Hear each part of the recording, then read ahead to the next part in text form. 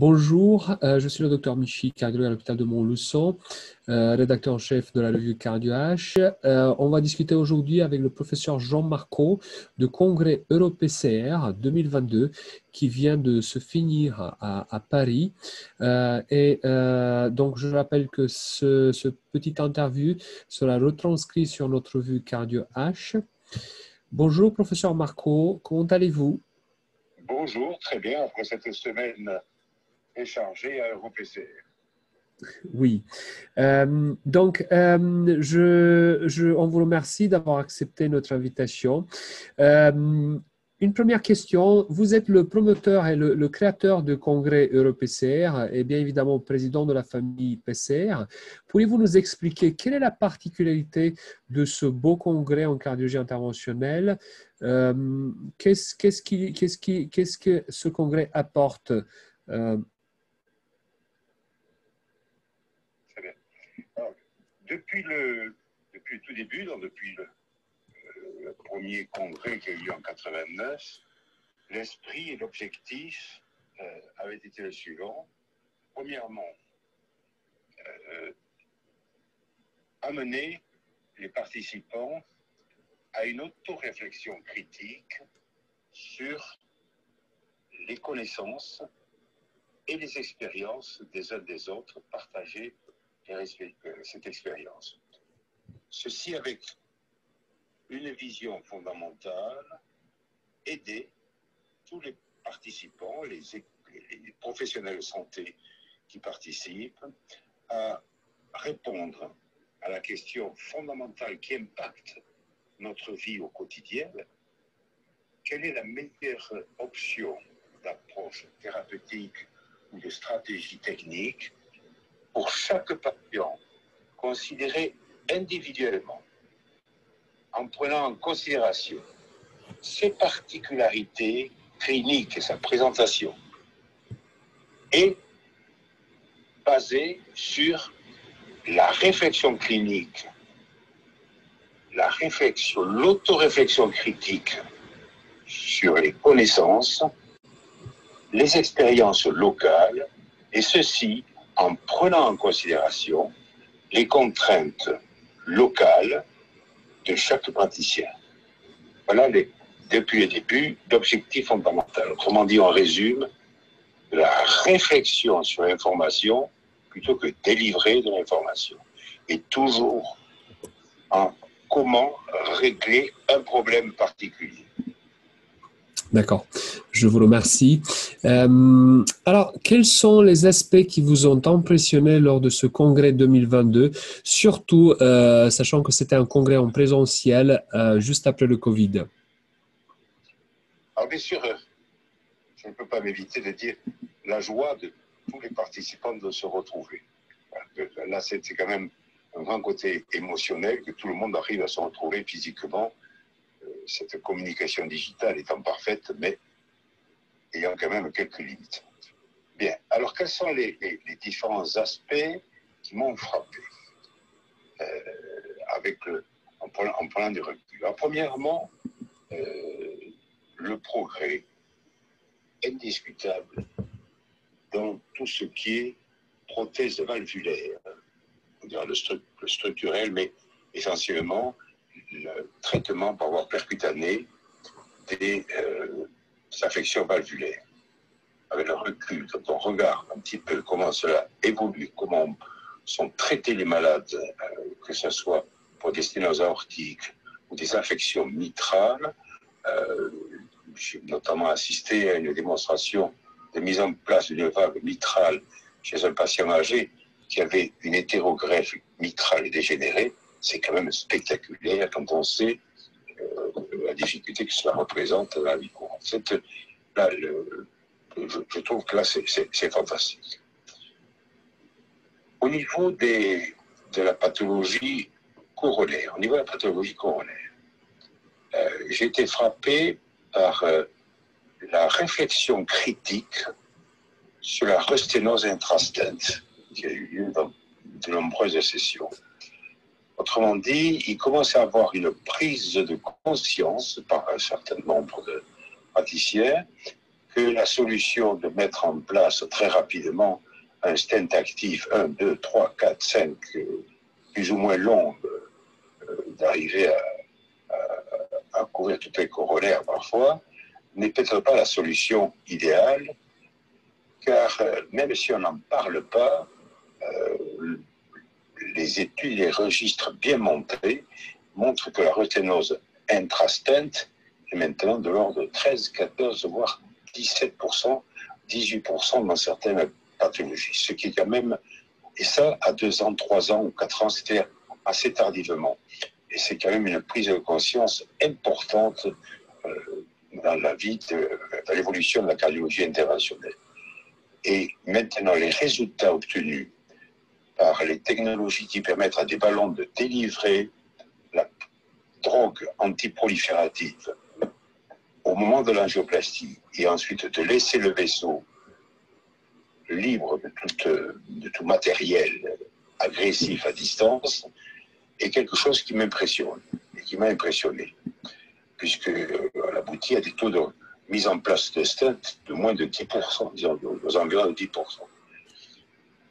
Ce qui va amener, bien sûr, à, d'une part, apprendre comment bien faire une angioplastie au ballon, quelque chose qui faisait il y a 30-40 ans, revenir en arrière, et quelles sont les angioplasties, ce qu'on appelle un résultat optimum au ballon, qui permettent d'éviter le stent. Quand faut-il mettre le stent? Mais en même temps, il va falloir réapprendre et convaincre les patients que le stent n'est pas la solution idéale. Et il peut y avoir même convaincre les membres de la cardiologie interventionnelle que ça ne pourra pas déboucher sur des problèmes médico-légaux. Autrement dit, qu'on n'est pas obligé de mettre le stent. Donc tout ça est une réflexion qui va se mener dans les années à venir. Et j'ai été frappé de voir les résultats donc, de ces technologies qui, pour moi, sont l'avenir, c'est-à-dire traiter les lésions coronariennes sans laisser de métal à l'intérieur, métal ou autre substance agressive à l'intérieur. La deuxième chose qui m'a impressionné au niveau de la cardiologie en général, la cardiologie interventionnelle en particulier, ce sont les progrès de l'imagerie non invasive. Nous devons ouvrir, que vous, parce que je suis un peu en dehors du coup, vous devez ouvrir les yeux là-dessus, de voir comment on peut, avant de prendre une décision thérapeutique, au niveau des coronaires, évaluer à la fois l'anatomie des lésions coronaires. Alors, ceci en utilisant l'angioscanner. Actuellement, tout le monde fait l'angioscanner coronaire, mais avec des limites. Et maintenant, on peut donc avoir, outre l'anatomie, on peut avoir le retentissement fonctionnel et hémodynamique des lésions constatées, mais également une idée sur la composition de la plaque, autrement dit, si on a affaire à une plaque instable ou une plaque stable. Alors, bien sûr, ce sont des débuts, mais il faut quand même intégrer tout ça avec la vitesse à laquelle va l'intelligence artificielle, qui nous fait dire que dans quelques années, ces angioscanners coronaires vont être indispensables pour prendre la décision pour un patient individuel, peut considérer individuellement. Ce qui amène bien sûr à deux réflexions. D'une part, il va y avoir les équipements qui devront être adaptés, mais également ça va demander une formation particulière que les gens qui interprètent ces imageries apprennent toutes ces analyses. Mais ça ne m'a pas uniquement impressionné au niveau des coronaires. Ça m'impressionne également au niveau des valves. Une des critiques qui avait été émise au début de l'implantation, de l'idée d'implanter une valve par voie percutanée par Alain Cribier, était que les chirurgiens cardiaques disaient « mais vous n'avez pas, vous, la connaissance anatomique de ce que vous traitez ». Or, maintenant, l'appréciation anatomique par l'imagerie des anomalies valvulaires avant de prendre une décision permet d'avoir une précision remarquable. Et là aussi, il faut que les cardiologues, bien sûr, apprennent comment interpréter et apprennent comment appliquer cette imagerie au cas particulier, à chaque cas particulier avant de prendre des décisions.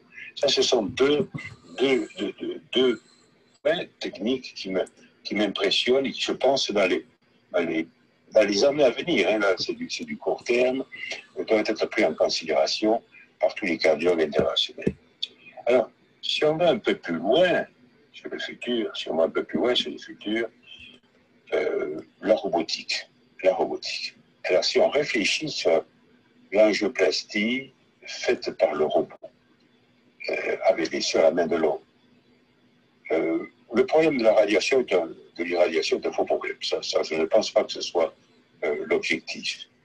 Mais là aussi, en intégrant le potentiel de l'intelligence artificielle, on se rend compte que cette robotique qui va permettre d'être beaucoup plus efficace dans la manipulation des guides, les manipulations des différents matériaux, la façon de traiter et également cela va intégrer certainement l'imagerie, autrement dit, la façon de laisser un résultat satisfaisant. Donc, si on se projette à plus long terme, disons, dans une dizaine d'années, je crois que la robotique est quelque chose de fabuleux. Mais tout ceci, bien sûr, c'est impressionnant. Vous me posez la question sur le long terme, mais revenons à aujourd'hui, revenons les pieds sur terre, entrant de l'EuroPCR. Tout cela, pour moi, impose que tous les médecins praticiens, et dont les cardiologues interventionnels en particulier, sachent parfaitement comment analyser, connaissent les bases, comment analyser une étude.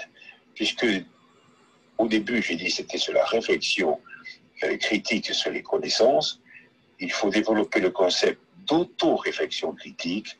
Chaque cardiologue doit savoir comment analyser une étude essentielle de façon à pouvoir lui-même faire son autocritique et non pas se contenter de l'interprétation des autres.